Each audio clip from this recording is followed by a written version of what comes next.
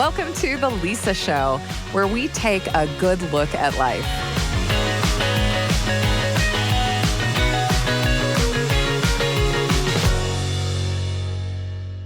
We all know that bodies change over our lifetimes. So when do we finally get to that phase of life where we get it right and have a healthy body image?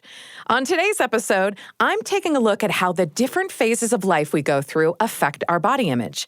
I've got the Council of Moms here, and we're going to dig into a few specific phases of life: pregnancy, being done having children, menopause, and how that affects our body image, and how to be empowered at any stage.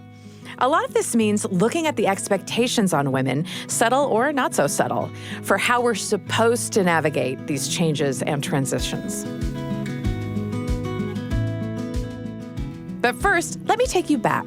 When I came to do radio for the very first time, The Lisa Show was a daily talk show, mostly live. It was really fast-paced and daily and very early. And one day, after a live interview, where a lot is coming at you, I was called into a meeting and my supervisor had feedback. I had casually mentioned my age on air. And they said, well, you can't do that because it makes you less appealing. You need to sort of appear ageless. And I laughed because I really did think it was a joke, because who cares? I have certainly been met with this attitude before doing print work or TV or movies, but no one can see me. This is the radio. Appearance isn't part of my job, and aging shouldn't matter. Except this is how my success was being defined and the longevity of my career. Was the image that my listeners imagined youthful enough? And now that I've taken away that illusion that they might have had, have I lost listeners?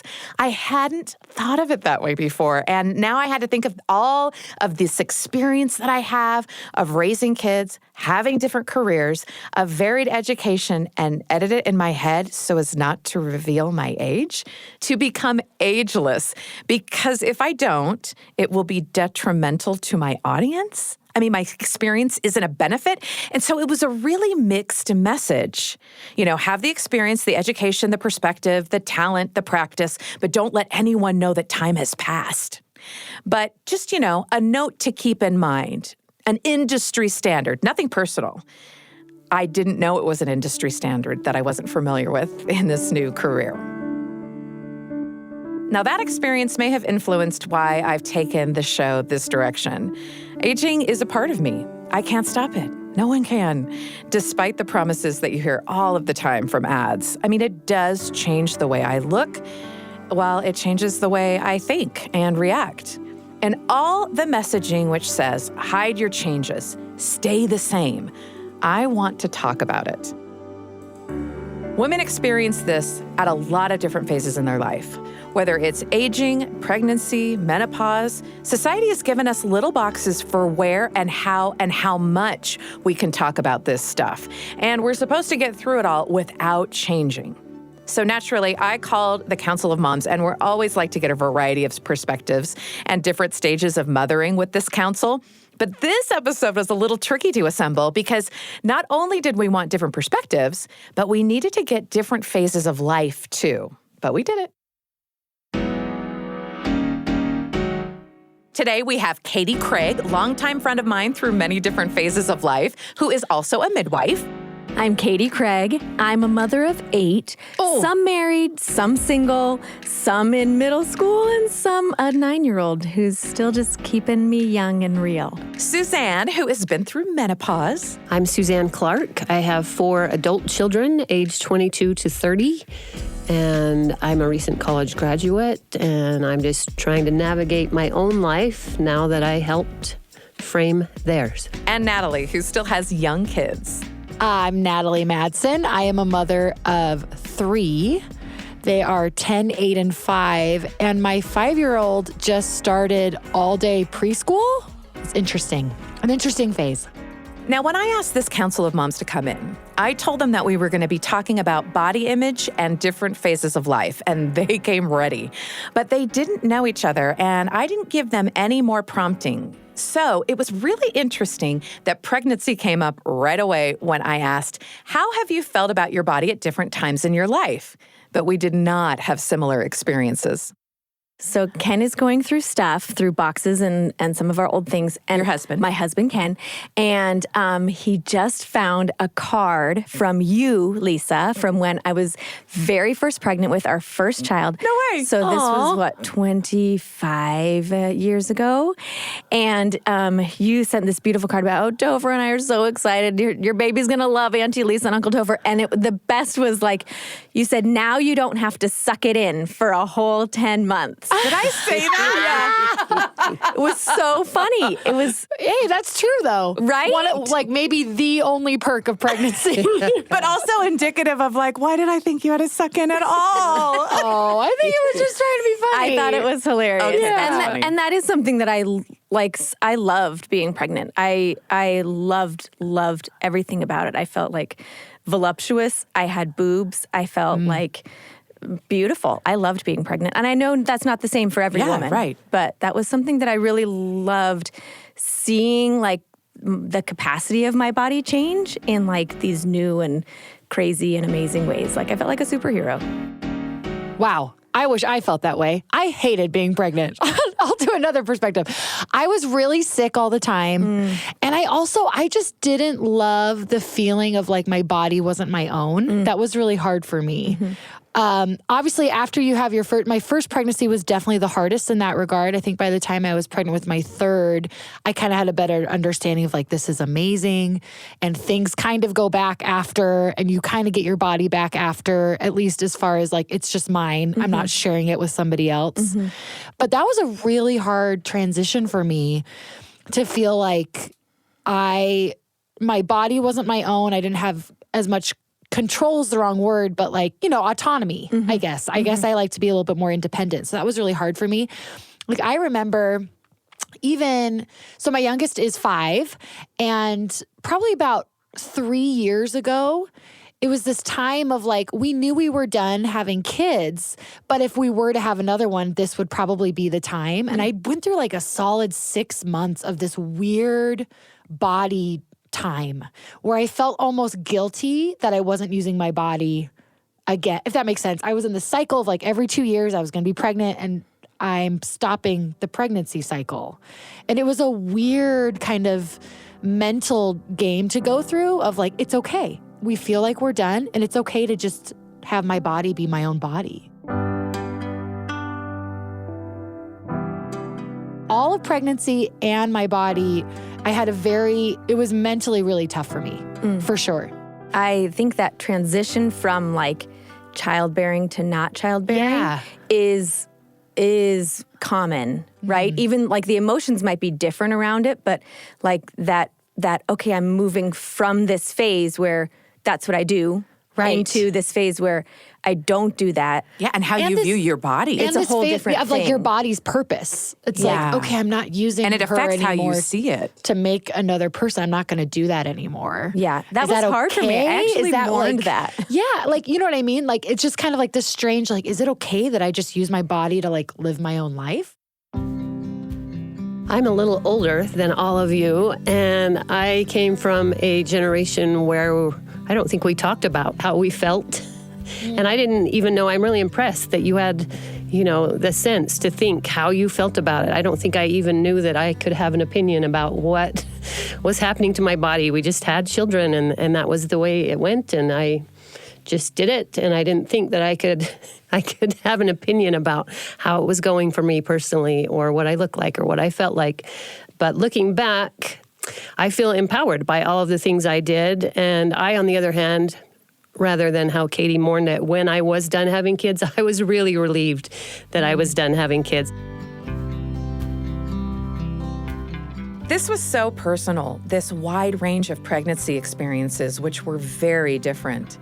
It's a reminder that there's no right way to feel. Katie felt powerful from the beginning.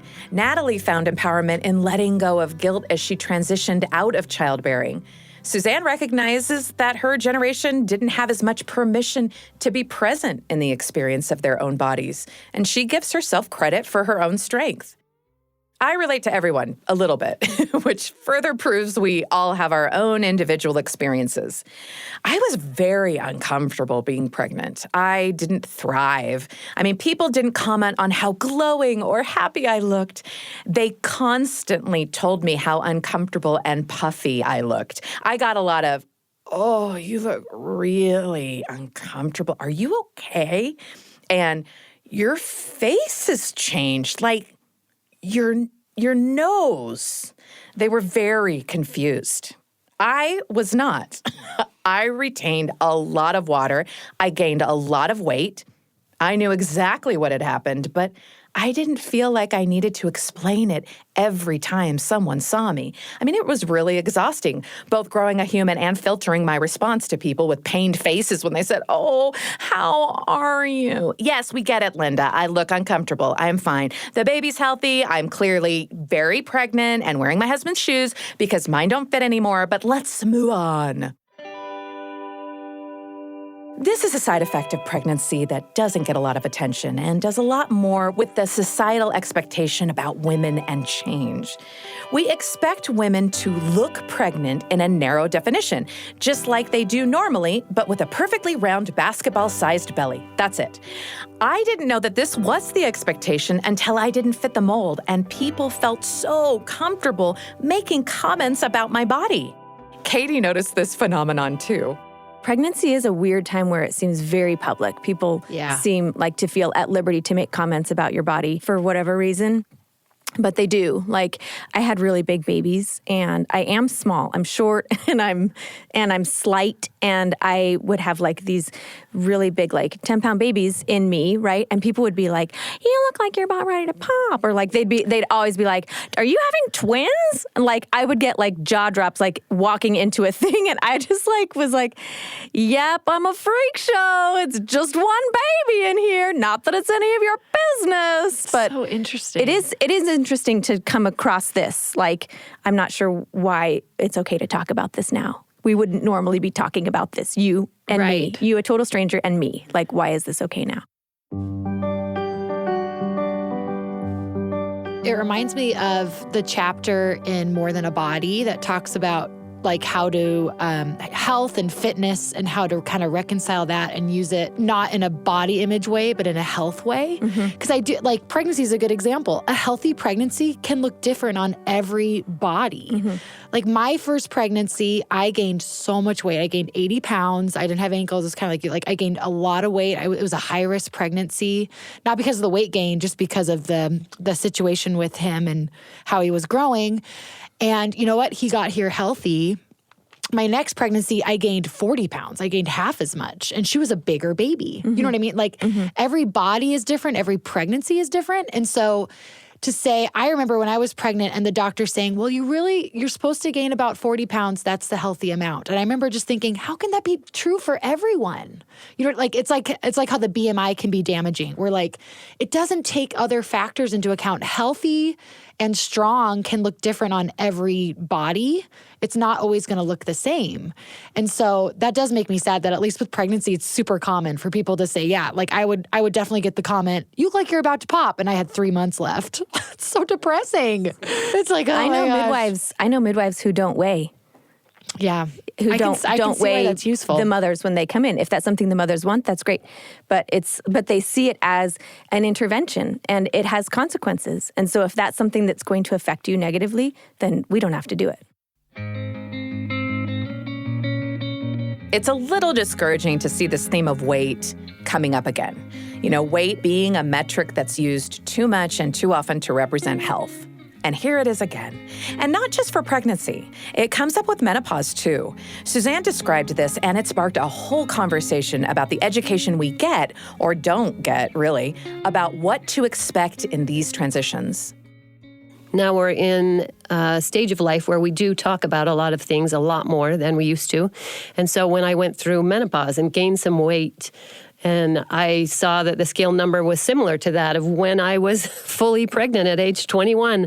And now I was 50 at that. And I just had this mindset of like, that weight is not okay. That's what I was fully pregnant. How can I be that now? And I'm also a slight person, a short person, a little person. So it really wasn't a weight that was problematic or looked in any way unhealthy. And yet I had this mental state of like, that's not okay, seeing that number that equated with pregnancy to me. So I think just being in an age where like we talk about it all the time and we're aware and that looks are important and valued, maybe the whole social media negative connotation, but I really felt like that's not okay. You know, I need to go on a diet or change. Yeah, or what did you exercise do more. actually, though?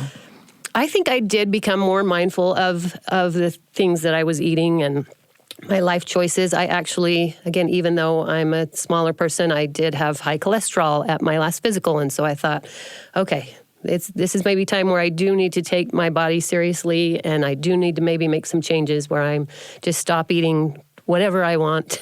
And I became a little more mindful about what I did and what I ate. And I did start an exercise class, and not in an unhealthy way of losing the weight so that I looked fantastic or saw a number that I was happy with, but just in a way that made me feel good about me.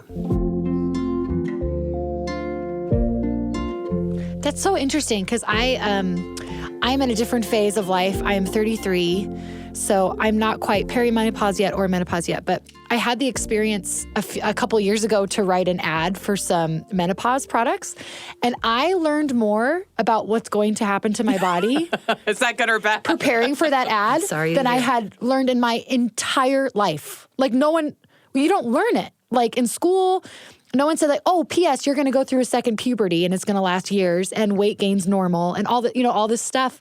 I think it's really interesting as women, we're not as educated about our body either. Like to your point, I feel like just recently we're starting to kind of talk through this and being like, hey, heads up, this is happening to half of the world. At a certain age, you're going to go through More than half. Right. So it's just like, anyway, that's fascinating to me because I really did learn more researching for work on a menopause product. What shocked you? Just that it can last a long time, or like perimenopause 10 can years. start. Yeah, or like perimenopause can start as early as like 36, 37, which is just a few years away for me. It's important to get like hormones checked. Weight gain's super common. It doesn't, like metabolism stuff is good to be aware of. It's good to eat well and like and just know that like you're gonna kind of be on a roller coaster for a few years, and it's completely normal. And I mean, the other thing I learned is that really the only way that medicine has said like, here, we'll deal with it with hormone therapy, which is like so extreme. And anyway. Extreme and dangerous. Yeah. So anyway, I'm glad that it's changing, but it is so interesting that like, even as women, I don't know, we're not always prepared as well as I think hopefully future women are for our different phases of life.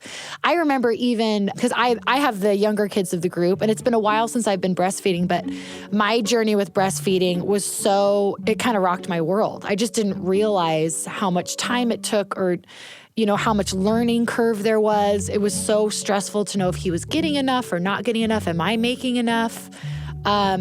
And it's something that I wish was talked about more before I had a baby. I always just said like, yeah, I hope to breastfeed him. And that was literally all I thought about it.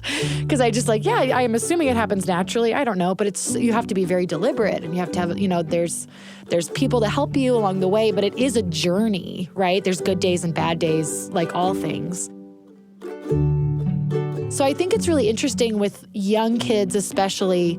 I feel like we're getting more and more prepared for that and knowing what's going to happen. But at the same time, it's just such a life-changing event to have a child and to especially have young children that, I don't know. I think it's something that I'm grateful for people that have been able to help me through that kind of phase of life, for sure.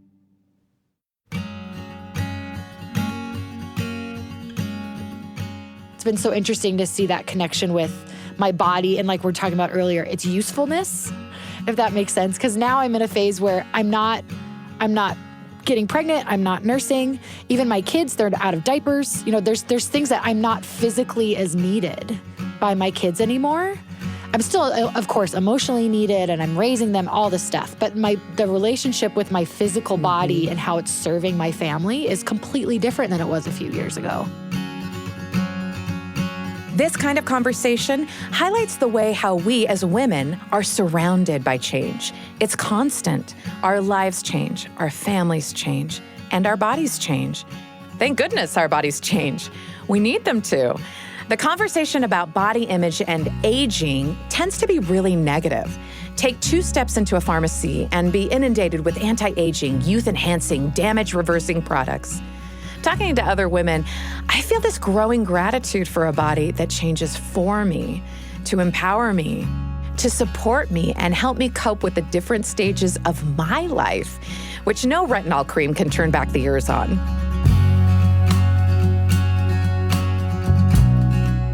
We've talked a little bit about this dichotomy between society's view of aging women and how it actually feels to be one.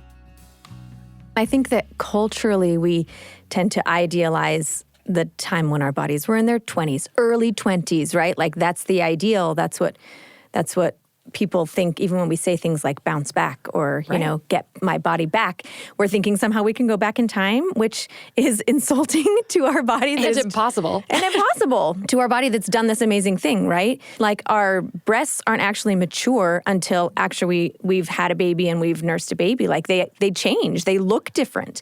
And that's not like an accident. It's not an accidental side effect. It's our bodies maturing. And like now we have an adult body, you know, that we didn't have before. And yet we like culturally seem to long for this earlier phase instead of, like you're saying, embracing the experience and the wisdom and the hard-won lessons that we have as we get older. I've even found with like holding grandkids now, I'm like, my arms are not as strong as they were when I was holding babies all the time, right? It takes so much upper body strength to always be picking up and putting down babies. And so like as my husband and I are getting older, then he's like he goes and works out in the morning, like lifting weights with our son and son-in-law, because he's like, I want to be a healthy grandpa. I want to be able to be strong. And I'm thinking the same thing. Like, I want to be a healthy grandma. I want to have like good bone density and all those things, right? Because I have all these years that I'm going to be active and doing, and so many more things coming in my life. I may be an anomaly, but I love my older body. I feel like my body's mine. I feel like I'm in a good space with it. And when I look back at that 20-year-old, I think I look ridiculous. Maybe it was the big bangs, the bear claw. But I feel so much more confident and so happy with where I'm at and what I'm able to do and what I know, and feel responsible to help my sons and daughters feel the same way about their bodies and what they can do. I have a daughter who's going through infertility, and I recently offered and said, I'll carry your baby. I'll do it. And I had lots of different feelings about whether or not that was okay for me to do or not. You know, I'm quite capable. It's 9 months. I'm happy to do it for you. Yes. And that's probably not going to happen, just for the record. But, you know, something that I just feel, like I said, really confident about where I'm at in life right now. And it feels great. I love what Suzanne has to say, and I think it's really wise. This kind of confidence and self-love as we are at our age, in the body that changes with us, this is what we're going for. So at this point in the conversation, I wanted to know what other people do on a bad body image day, when this confidence isn't so present, or something happens that just throws you out of your groove. How do you get back to this dynamic body love? Can I share a really random thought that I had? Always. So random.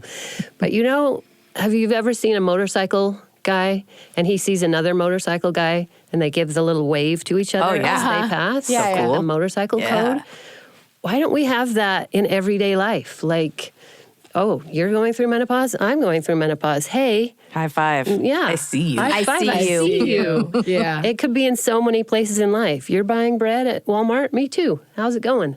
I just feel like those motorcycle guys are on to something of just a connection of I see you and you're there. And I feel like there's so many areas in life where we could just say, hey, how's it going? I see that you're there. I'm there too. Mm-hmm. Maybe we could talk about it and share our experiences and what helps me and what helps you. Let's have that discussion. So I love that idea. Oh, that's not random at all. I really respond to that. With others. I want that.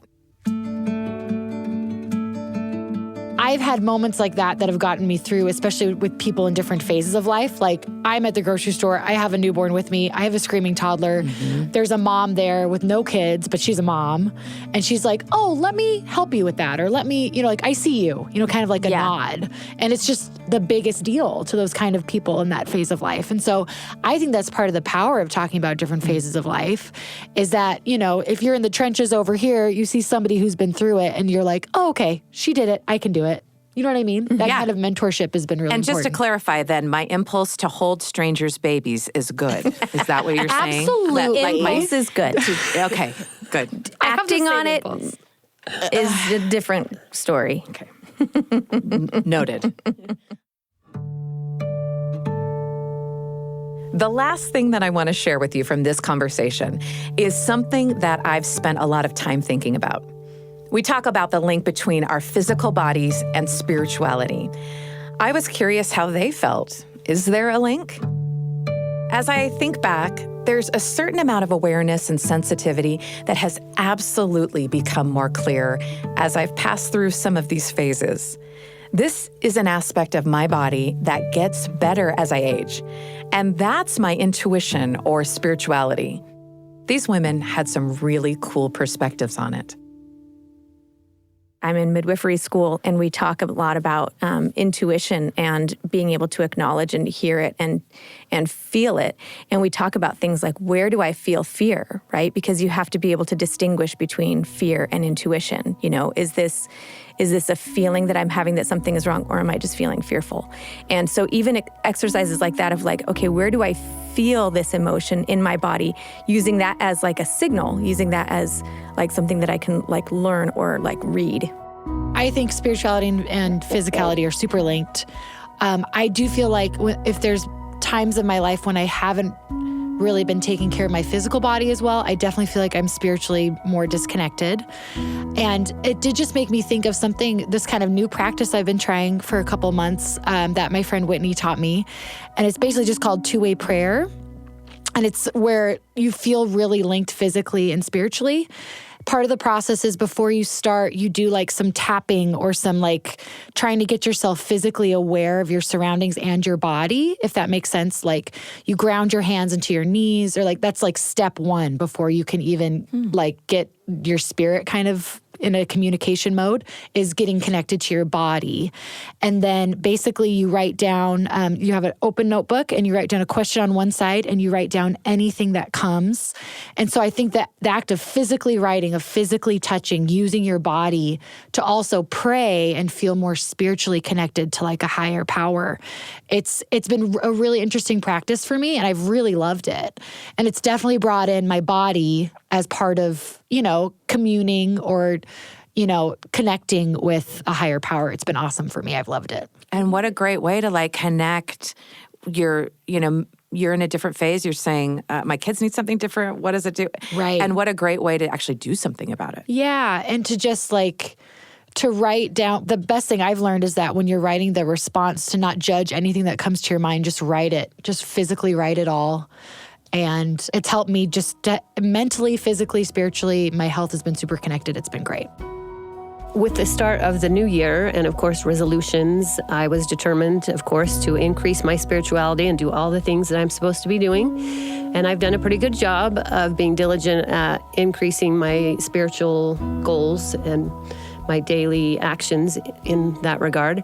And I've found that as I increase spiritually, my body is so much more capable of doing the things I want it to do. I can literally stop scrolling on Instagram and get out of bed and go for a walk with my dog. I can get through my day so much more smoothly, and I'm better able to handle whatever comes my way physically when I am increasing that well of spirituality in my life, that my body is so much more capable of managing life when I'm building both of those areas.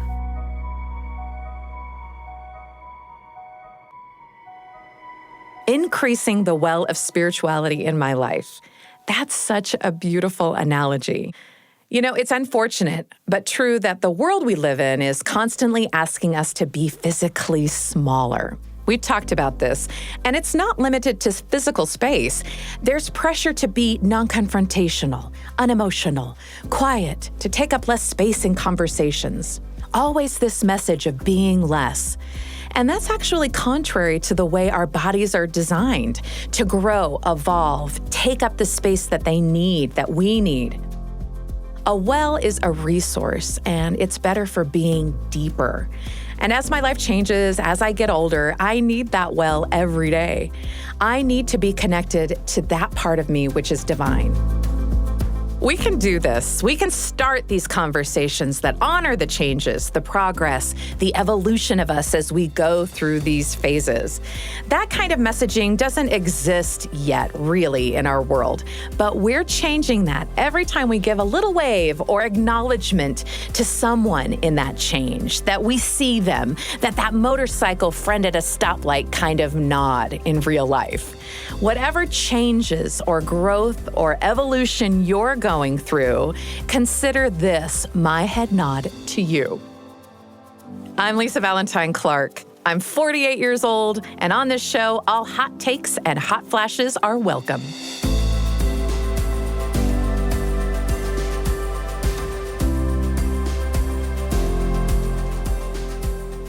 The Lisa Show is a production of BYU Radio. It's hosted by Lisa Valentine Clark and produced by Becca Hurley, McKay Menden, and Michael Combs, with music and post-production by Josh Fouts and Sam Clausen. We've already started working on our next season of The Lisa Show. Make sure to reach out to us on Instagram and Facebook and let us know what topics you want to hear us cover next.